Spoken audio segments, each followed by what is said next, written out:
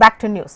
గులాబీ పార్టీపై బీఆర్ఎస్ అధినేత కేసీఆర్ ఫోకస్ పెట్టారు. ఈ నేపథ్యంలో తెలంగాణ భవన్లో ఇవాళ మధ్యాహ్నం 1 గంటకు కేసీఆర్ అధ్యక్షతన బీఆర్ఎస్ పార్టీ విస్తృత స్థాయి సమావేశం ఉంది. బీఆర్ఎస్ పార్టీ విస్తృత స్థాయి సమావేశంపై రాజకీయంగా ఆసక్తి ఉంది. అసెంబ్లీ, పార్లమెంట్ ఎన్నికల్లో ఓటమి తర్వాత బీఆర్ఎస్ క్యాడర్లో స్తబ్దత ఏర్పడగా సుమారు 14 నెలలుగా ఫామ్ హౌస్ కే మాజీ సీఎం కేసీఆర్ పరిమితమయ్యారు. 7 నెలల తర్వాత తెలంగాణ భవన్ కు కేసీఆర్ వస్తున్నారు. బీఆర్ఎస్ నేతలు క్యాడర్కు దిశానిర్దేశం చేయనున్నట్టు తెలుస్తోంది. ఇప్పటికే బీఆర్ఎస్ ను వీడి కాంగ్రెస్ లో 10 మంది గులాబీ పార్టీ ఎమ్మెల్యేలు చేరారు. మరికొందరు ఎమ్మెల్యేలు పార్టీని వీడుతారంటూ ప్రచారం కూడా జరిగింది. ఇప్పటికే ఎమ్మెల్సీ ఎన్నికల్లో పోటీకి దూరంగా బీఆర్ఎస్ ఉంది. స్థానిక ఎన్నికల్లో సత్తా చాటాలని బీఆర్ఎస్ భావిస్తోంది. కాంగ్రెస్ ప్రభుత్వ పాలనను గంభీరంగా గమనిస్తున్నానని ఇటీవల కేసీఆర్ కామెంట్స్ చేశారు. కాంగ్రెస్ ప్రభుత్వంపై ప్రజల పక్షాన పోరాటం చేయాల్సిన సమయం వచ్చిందని తెలిపారు. కాంగ్రెస్ ప్రభుత్వానికి వ్యతిరేకంగా ఈ నెలలో బహిరంగ సభకు బీఆర్ఎస్ ప్లాన్ చేస్తోంది. ఏప్రిల్ 27న బీఆర్ఎస్ ఆవిర్భావ దినోత్సవం ఉండగా సిల్వర్ జూబ్లీ పేరుతో భారీ కార్యక్రమానికి కేసీఆర్ ప్లాన్ చేస్తున్నారు. ఇక డీటెయిల్స్ మనకు ప్రవీణ్ అందిస్తారు. ప్రవీణ్,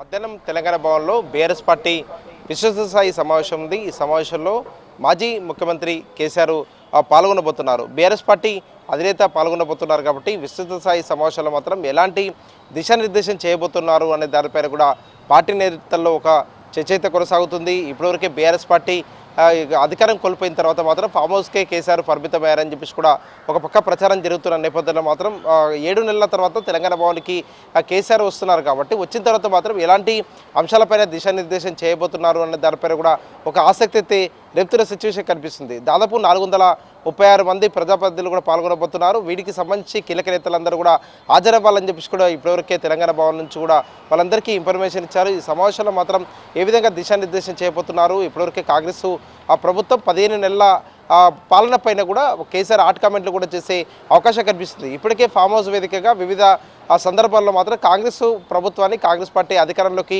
వచ్చిన తర్వాత మాత్రం పూర్తి స్థాయిలో మాత్రం ప్రభుత్వాన్ని కూడా గమనిస్తూ వస్తున్నాను అంటూ కూడా ఆ ప్రతినిత్యం కూడా ఇప్పటివరకు కేసీఆర్ తెలుపుతున్న నేపథ్యంలో మాత్రం ఎలాంటి కామెంట్లు చేయబోతున్నారు అనే దానిపైన కూడా ఒక ఆసక్తి రేపుతుంది. లోకల్ బాడీ ఎలక్షన్స్కి బీఆర్ఎస్ పార్టీ ఇప్పటి నుంచే ఒక శంకరావం పూల్చిందని చెప్పేసి కూడా ఒక చర్చ అయితే కొనసాగుతుంది. కానీ లోకల్ బాడీ ఎలక్షన్స్లో మాత్రం బీఆర్ఎస్కు సంబంధించి మాత్రం చాలా వరకు కూడా స్థానాలు గెలుచుకుంటామని చెప్పేసి కూడా ఒక పక్క ఆశాభావం వ్యక్తం చేస్తున్న నేపథ్యంలో మాత్రం నేతలకు ఎలాంటి సూచనలు చేయబోతున్నారు అనే దానిపైన కూడా స్పష్టత అయితే రావాల్సి ఉంది. దీంతో పాటుగా పార్టీ ఫిరాయింపుకు సంబంధించిన దానిపైన కూడా ఆ కీలక కామెంట్లు కూడా చేసే అవకాశాలు కనిపిస్తున్నాయి. రీసెంట్గా ఫామ్ హౌస్ వేదికగా station Kapoor MLA Kadiyam CR party మారిన అంశాన్ని కూడా కోడి చేస్తూ కూడా అక్కడ ఆ రాజయ్య తొందరలోనే గెలవబోతున్నారు, ఉప ఎన్నిక రాబోతుంది అనే దానిపైన కూడా ఒక కామెంట్ చేసిన నేపథ్యంలో 10 మంది బీఆర్ఎస్ పార్టీ వీడి మాత్రం కాంగ్రెస్ పార్టీలో ఇప్పటివరకే చేరారు, పార్టీ ఫిరాయించారు కాబట్టి 10 స్థానాల్లో ఉప ఎన్నిక రాబోతుంది అనే దానిపైన కూడా గత నుంచి కూడా కేసీఆర్ చెప్తున్న నేపథ్యంలో మాత్రం ఆయా నియోజకవర్గాల నేతలకు ఎలాంటి సూచనలు చేయబోతున్నారు, అక్కడ ఎవరికి అవకాశం ఇస్తారని చెప్పేసి కూడా ఒక హామీ ఇవ్వబోతున్నారు అనే దానిపైన కూడా ఒక క్లారిటీ అయితే రావాల్సి ఉంది. దీంతో పాటుగా కాంగ్రెస్ పార్టీ మొదటి నుంచి ఆ ప్రజలకు ఇచ్చిన హామీల్లో మాత్రం పూర్తి స్థాయిలో మాత్రం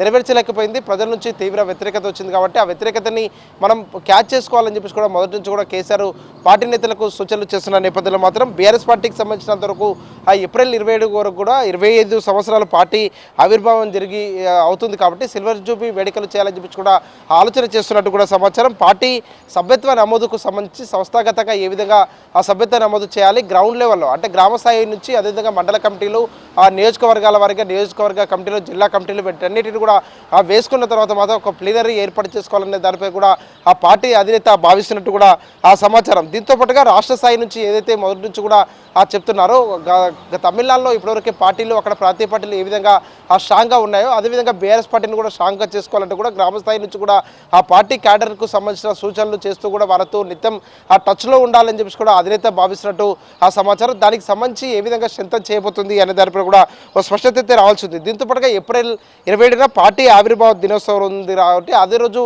ఆ ప్రతినిధుల సభ ఏర్పాటు చేయాలని చెప్పి కూడా బీఆర్ఎస్ పార్టీ ఇప్పటివరకే భావిస్తుంది. దానికి సంబంధించిన దానిపైన కూడా ఎలాంటి ఆ సూచనలు చేయబోతున్నారు అనే దానిపైన కూడా ఒక క్లారిటీ అయితే రావాల్సి ఉంది. దీంతో పాటుగా పార్టీ అధ్యక్ష ఎన్నికలు కూడా జరగబోతున్నాయి. పార్టీ అధ్యక్ష ఎన్నికకు సంబంధించినంత వరకు మాత్రం అధ్యక్ష ఎన్నిక ఎప్పుడు ఉండబోతుంది, దానికి ఏ విధంగా సన్నద్ధం అవ్వాలి అనే దానిపైన కూడా పార్టీ నేతలకు దిశానిర్దేశం చేస్తారు అనే దానిపైన కూడా ఒక స్పష్టత అయితే రావాల్సి ఉంది. జోష్న రైట్ ప్రవీణ్.